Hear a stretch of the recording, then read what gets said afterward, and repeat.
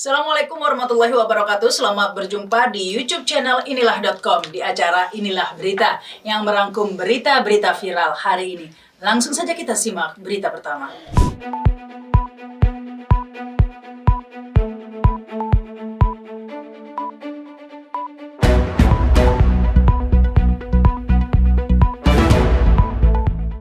Berita pertama pastinya kita menyoroti ya penangkapan Menkominfo Johnny J. Plate ya, yang juga merupakan Sekjen Partai Nasdem. Ini benar-benar berita viral, kemarin menjadi pembahasan, banyak sekali yang berkomentar, mengingat banyak juga yang melihat bahwa penangkapan ini salah satu upaya begitu ya untuk menggagalkan pencapresan Anies Baswedan. Ada yang berpendapat seperti itu.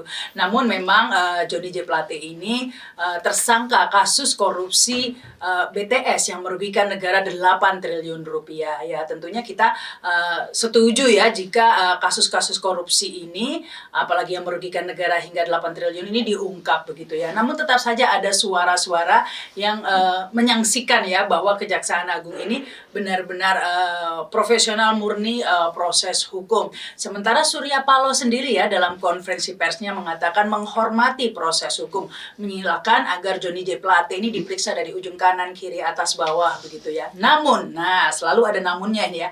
Ada emosi yang mengusik begitu bahasanya Pak Surya ini ya. Bahwa ada yang mengatakan ini penangkapan Johnny J. Plate ini merupakan intervensi politik ataupun kekuasaan. Semoga saja tidak benar begitu kata Pak Surya.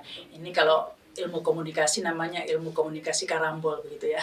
Sebenarnya ya itu yang disangkakan ya, tapi mengatakan semoga saja tidak benar ya. Tapi ini salah satu pendapat dari Pak Surya Paloh ini menjawab ya, banyak yang mengapresiasi begitu ya, karena salah satunya Anies Baswedan ya yang mengapresiasi sikap Surya Paloh yang tidak goyah dalam pencapresan dirinya ya. Dan ini juga mengundang banyak reaksi, salah satunya AHY ini ya yang mengatakan ini adalah ujian begitu ya bagi koalisi perubahan. Kita ketahui koalisi perubahan ini dari Partai Demokrat, Nasdem dan PKS mengusung Anies Baswedan. Nah, ini kalimatnya AHY ya. Kami paham bahwa selalu ada upaya untuk bisa membubarkan koalisi ini. Nah, itu sudah jelas ini. Tapi tidak ada yang menggetarkan hati kami selain justru kami ingin semakin solid, semakin bersatu dan fokus ke depan ya. Jadi kalau menurut AHY ini tidak berpengaruh terhadap koalisi. Dan yang menarik ini ternyata kasus penangkapan Johnny J. Plate ini tidak berhenti di Johnny J. Plate sendiri. Inilah yang dikhawatirkan banyak pihak. Ini Direktur Penyidikan Jaksa Agung Muda Tindak Pidana Khusus Kuntadi mengatakan dugaan aliran uang ke Partai Nasdem masih didalami. Wah, ini yang akan panjang ya kalau sampai terbukti bahwa uang korupsi dari Johnny J. Plate ini mengalir ke partai. Nah, ini bisa-bisa nanti ada sanksi ya buat Partai Nasdem, bisa-bisa dibubarkan begitu ya, dan ujung-ujungnya gagallah pencapresan Anies Baswedan. Nah, ini mungkin ya. Kalau memang sekali lagi kalau memang ini murni pemberantasan korupsi tentu akan didukung publik ya. Namun tidak bisa dipungkiri ada opini-opini publik yang mempertanyakan bahwa ini adalah benar-benar proses hukum ya, karena kita tahu sebelumnya banyak kasus-kasus korupsi besar, misalnya kasus korupsi bansos yang melibatkan kader PDIP tidak pernah begitu ya sampai ke partai, aliran dana ke partainya yang diusut begitu ya. Demikian juga kasus EKTP. Nah, ini nggak pernah partai politik itu aliran dananya itu diotak-atik, sehingga tidak ada kasus sampai partai politik ini bisa dibubarkan atau dibuktikan. Nah, apakah ini akan menjadi pertama kalinya nanti ya aliran dana korupsi ke partai politik ini akan diusut khusus untuk Partai Nasdem ini? Kita tunggu saja di persidangan nanti ya. Karena ini dijanjikan ya oleh penyidik Kejagung ya yang masih bekerja untuk mengumpulkan alat bukti lain sehingga keterlibatan partai akan terlihat. Nah, jadi ini nggak sampai di Johnny J. Plate sendiri ya. Nah, publik tentu melihat ini sebagai di satu sisi sebagai pemberantasan korupsi, tapi di sisi lain bukan tidak mungkin ini ada semacam tebang pilih ya sebagai alat kepentingan politik, hukum sudah menjadi alat kepentingan politik begitu. Karena kalau saja kasus-kasus lainnya juga diperlakukan sama. Kita tahu baru-baru ini bahkan Mahfud MD dengan lantangnya bersuara di DPR tentang dugaan transaksi janggal sebesar 349 triliun ya merugikan negara, tapi tidak ada kelanjutannya. Nah ini Johnny J. Plate ini kasus 8 triliun ini tentunya ya kalau memang ini bisa membuka kotak Pandora ya, praktek-praktek korupsi tentunya akan mendapat dukungan publik ya. Yang menarik ini ada komentar lagi nih dari Amin Rais. Wah, Amin Rais ini memang selalu panas ini kalau komentar. Amin Rais malah mengatakan agar Surya Paloh fight back begitu ya, menyerang balik ya. Ini menganggapnya langsung aja nih ya. Menurut Amin Rais, Jaksa Agung yang dulu adalah Muhammad Prasetyo, merupakan kader Partai Nasdem, pastinya mempunyai catatan atau dokumen-dokumen tentang keterlibatan korupsi pejabat-pejabat lingkaran Jokowi. Jadi disuruh perang saja begitu ya, serang balik saja kata Amin Rais. Ya kedengarannya sih seru ya, publik akan menjadi tontonan publik bagaimana kemudian ini menjadi kotak Pandora dan terbuka semuanya. Tapi tentu saja akan sangat memprihatinkan jika ternyata hukum hanya menjadi alat saja ya, alat balas dendam saja, alat politik saja, karena hukum adalah hukum ya, harusnya ditegakkan dengan sebagai alat keadilan begitu ya, bukan hanya untuk balas dendam serang menyerang seperti ini ya, yang seperti yang disarankan oleh Amin Rais. Sementara itu Rocky Gerung juga berkomentar ya, Rocky Gerung mengatakan ini adalah jebakan Batman dari Surya Paloh ya, Jokowi telah masuk ke jebakan Batman Surya Paloh karena dengan hukumnya Johnny J. Plate ini maka akan ada semacam opini publik ya yang tentunya justru akan berpihak kepada Nasdem ya.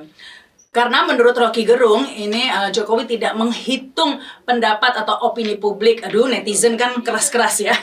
Ya, yang justru akan melihat bahwa ini adalah sebagai salah satu upaya untuk menghalangi Anies Baswedan sebagai presiden. Bukan tidak mungkin Johnny J. Plate ini memang korupsi ya, tapi jika kemudian ini diungkap hanya untuk kepentingan menjegal Anies, tentunya ini akan menimbulkan opini publik yang beragam ya pastinya. Sementara Jokowi telah menunjuk Mahfud MD ini ya sebagai PLT untuk menggantikan Johnny J. Plate ya sebagai Menkominfo. Ya kita nantikan saja ya apakah Surya Paloh akan bergeser sedikit begitu ya, akan goyah jika Partai Nasdemnya diotak-atik begitu, ataukah Surya Paloh akan tetap tegar begitu ya, setegar suaranya ya. Ya tentunya ini publik terus akan memantau. Yang pasti kita berharap agar hukum tidak berubah menjadi alat politik. Kita beralih ke berita kedua ini ya, menyoroti tentang pernyataan Ketua Umum Partai Perindo Haritano yang mengklaim bahwa masyarakat Tionghoa akan mendukung jagoan Presiden Joko Widodo dalam Pilpres 2024. Jadi akan mendukung siapapun calon presiden yang didukung oleh Jokowi begitu ya. Nah, tentu saja ini menuai berbagai komentar beragam ya. Salah satunya ini adalah komunikolog politik dan hukum nasional Tamil Selvan ya yang mengatakan pernyataan itu justru blunder ya, karena kapasitas Haritano di sini sebagai pembina paguyuban sosial marga Tionghoa Indonesia atau PSMTI yang tentu saja bukan berarti mewakili seluruh masyarakat Tionghoa di Indonesia ya, karena tidak semua masyarakat Tionghoa di Indonesia ini tergabung dalam PSMTI ini ya, dan kalaupun tergabung tentu saja bukan berarti mereka menyerahkan hak politiknya kepada Haritano ya. Masih banyak yang meyakini bahwa masyarakat Tionghoa ini sebenarnya juga beragam sikap politiknya. Nah, tentu saja pendapat ini dianggap sebagai klaim dari Haritano Sudibyo ya, dan tentu saja masalah seperti ini bukanlah kewenangan dari Haritano Sudibyo ya, dan merupakan hak asasi atau hak politik masyarakat Tionghoa Indonesia sendiri. Ya, kita sampai pada berita ketiga. Ini ada bakal capres Anies Baswedan ya, yang akhirnya mengomentari hasil survei yang kerap menempatkan posisi dirinya di urutan buncit ya, urutan ketiga ya, di berbagai survei ya. Kebanyakan Anies Baswedan ini di bawah Prabowo dan Ganjar. Nah, ini komentar Anies mengatakan bahwa ketika dia jadi cagup DKI dulu juga tidak ada satupun survei yang memenangkan dirinya. Bahkan Litbang, sebuah koran terkenal, juga menempatkan dirinya di posisi buncit. Namun pada kenyataannya Anies mempertanyakan apakah survei ini benar-benar aspirasi dari respondennya atau aspirasi dari lembaga surveinya, begitu ya. Bahkan ada yang tanya kemarin di sebuah wawancara, Pak Anies ini banyak jegal-jegal, bagaimana komentarnya? Saya komentari begini, mungkin yang jegal-jegal itu sedang mengatakan survei aslinya tidak seperti itu loh. Karena kalau di survei nomor 3, buat apa dijegal? Kan nomor 3 begitu ya. Ya karena kan publik bisa melihat ya betapa banyak sebenarnya tekanan dalam perjalanan Anies Baswedan untuk menjadi capres ini. Jika memang surveinya selalu buncit ya, tentunya tekanannya itu tidak akan sekuat itu ya. Jadi dengan kata lain ini menurut Anies Baswedan, jadi kalau sekarang Nasdem, Demokrat, PKS di survei kelihatannya angkanya rendah, tapi tekanannya kuat terus, sesungguhnya ada survei lain yang aslinya lebih tinggi namun tidak diumumkan ke publik. Bagaimana menurut kalian? Kita sampai pada berita keempat, ini menyoroti pernyataan Presiden Jokowi ya. Ini ada disampaikan saat memberikan pencanangan pelaksanaan sensus pertanian tahun 2023 di Istana Negara pada Senin 15 Mei lalu ya. Saat itu Presiden Jokowi mewanti-wanti bahwa 345 juta orang di dunia terancam kelaparan buntut krisis pangan. Menurutnya saat ini sektor pertanian sangat rawan gitu ya. Kita tahu krisis pangan di mana-mana. 345 juta orang di dunia terancam kekurangan pangan dan kelaparan karena perubahan iklim, karena perang, kata Jokowi ya. Jokowi menilai sektor pertanian penting bagi setiap negara. Jika tidak bisa ditangani dengan baik, akan memberikan dampak negatif yang begitu besar ya. Namun pernyataan Jokowi ini tentu saja bertolak belakang ya dengan kebijakan dari pemerintahan Jokowi sendiri ya. Kita ketahui bahwa subsidi pupuk justru terus mengalami penurunan. Di lain pihak malah subsidi listrik ini, mobil listrik dan motor listrik ya yang digenjot. Ini kita lihat saja tahun 2019 anggaran subsidi pupuk sebesar 34,3 triliun. Lalu turun ya 2020 menjadi 31 triliun. Pada 2021 turun lagi jadi 29,1 triliun. Sementara pada 2022 subsidi pupuk turun menjadi 25,3 triliun. Dan pada 2023 hanya menjadi 24 triliun. Artinya dalam 5 tahun belakangan subsidi pupuk berkurang hampir 10 triliun ya, karena turun terus setiap tahunnya. Sementara ini subsidi listrik terus digenjot ya. Kita tahu bahwa pemerintah sendiri sudah menyiapkan 7 triliun dari APBN untuk subsidi motor listrik baru dan konversi hingga 2024. Sementara untuk mobil listrik, pemerintah menjanjikan akan mensubsidi sebesar 25 juta hingga 80 juta per unit ya. Nah inilah yang ironis sekali karena kita tahu ya subsidi mobil dan motor listrik ini banyak yang mengkritik, termasuk bakal capres Anies Baswedan sendiri ya yang mengkritik subsidinya ya, bukan mobil listriknya, karena ini lebih diberikan kepada kelas menengah ya, karena yang menggunakan mobil listrik bisa disubsidi sampai 80 juta. Sementara rakyat miskin, dalam hal ini petani yang memegang peranan penting ya dalam hal pangan, justru subsidi pupuknya dikurangi terus setiap tahun. Ini membuat publik bisa melihat ya kira-kira condong atau heavy kebijakan pemerintah ini lebih kemana ya, ke rakyat miskin atau justru ke kalangan menengah ke atas. Apalagi dalam kasus subsidi mobil dan motor listrik ini banyak yang melihat ada konflik kepentingan ya, karena pengusahanya itu adalah pejabat-pejabatnya sendiri yang juga membuat peraturan atau memberikan subsidi. Jadi ini semacam pemerintah memberi subsidi kepada pengusaha yang merupakan dirinya sendiri, pejabat itu sendiri ya. Ini yang dikritiki banyak pihak. Namun tampaknya Jokowi dalam komentar-komentarnya ini tidak melihat itu ya. Sepertinya bertolak belakang. Bahkan Jokowi justru mengatakan subsidi pangan itu penting ya, pangan itu penting, bahkan ini dunia akan diancam kelaparan, tapi tidak tercermin dalam kebijakan-kebijakannya. Kita sampai pada berita kelima, berita terakhir seperti biasa menyajikan berita-berita nggak penting tapi mengemaskan ya.